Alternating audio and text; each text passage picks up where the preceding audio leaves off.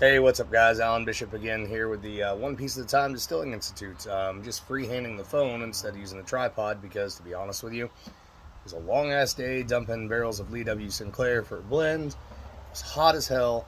I'm too lazy to get up off my fat ass and go in the house and get the tripod. So you get the freehand treatment here today. So, a little bonus question came in. I won't mention who asked the question or what particular products that they were asking about in order, because he didn't mean any offense by it, but he's curious the difference between a master taster and a master blender, and whether or not those terms are marketing terms, and whether or not if you have a master taster, does that sort of take some of the art out of being, or a master blender, if you does that sort of take some of the art out of being a master distiller, right? And obviously there are a number of brands out there using master blenders, right? There's some great master blenders out there.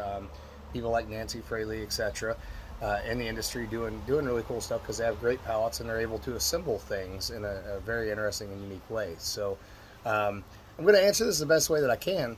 And the most truthful and honest way that I can, bearing in mind that the distillery that I work for, Spirits of French Lick, I end up playing the part of both master distiller and master blender, quote unquote, for whatever those terms are worth.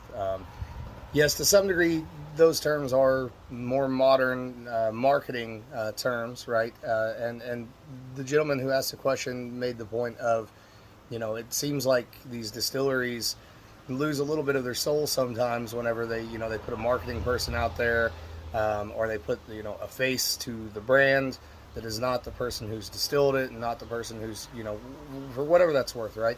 And there is some of that, especially in the larger brands. I do believe that is very much so a thing.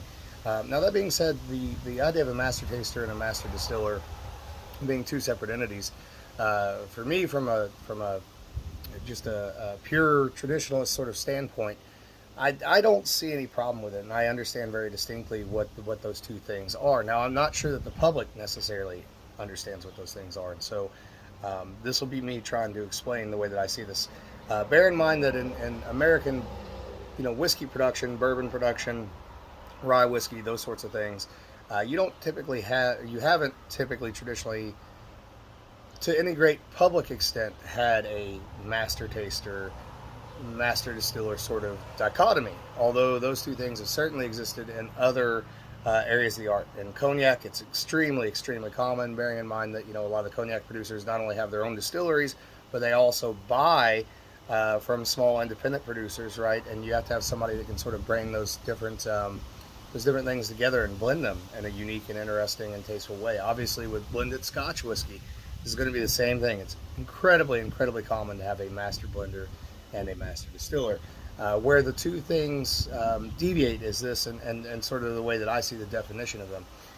So the master distiller, if there is a master blender, master taster, somebody separate from the distiller, who is taking the finished, matured product, figuring out the proportions of that finished matured product to blend together, and then making that blend based upon their palate, their understanding of the product, the consistency of the product, the taste of the product, all those things.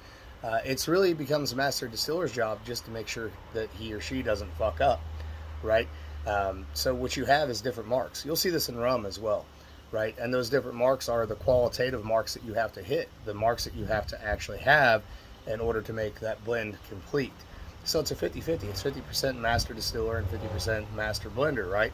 The master distiller has to make sure there's enough liquid, has to make sure it's of a certain quality and caliber, has to make sure that the profile that's needed of that liquid, especially when you're dealing with multiple mash bills or even potentially across multiple distilleries, hits those marks that are needed for the blend in a somewhat consistent fashion as far as percentages go and things like that. It's very, very important that the distiller do everything that they can correctly to provide that base spirit to the master blender.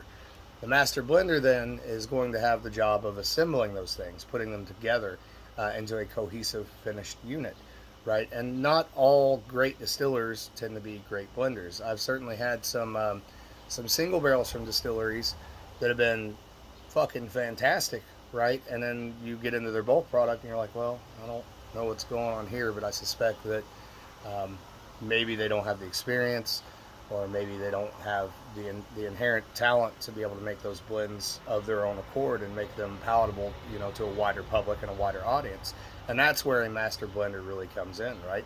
And that ability to keep things consistent over time, hit the marks the public expects.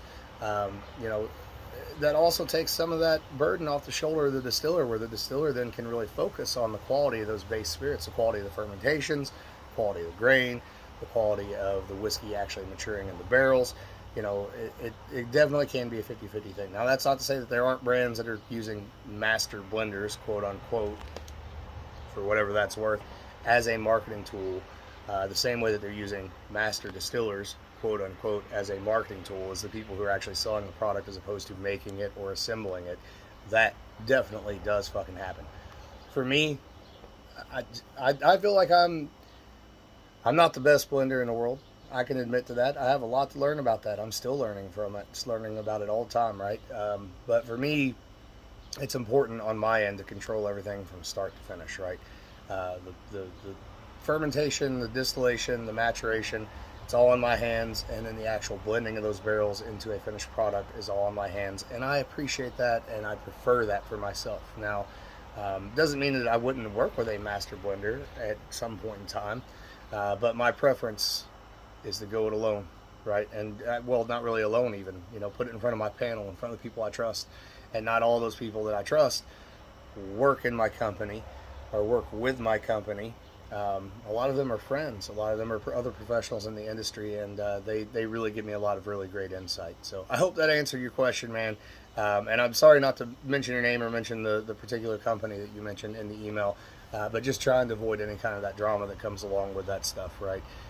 So I love y'all. If you guys have any questions, bishopshomegrown@gmail.com. All my social media are in the YouTube comments. Thanks again. Love you. Have a great one.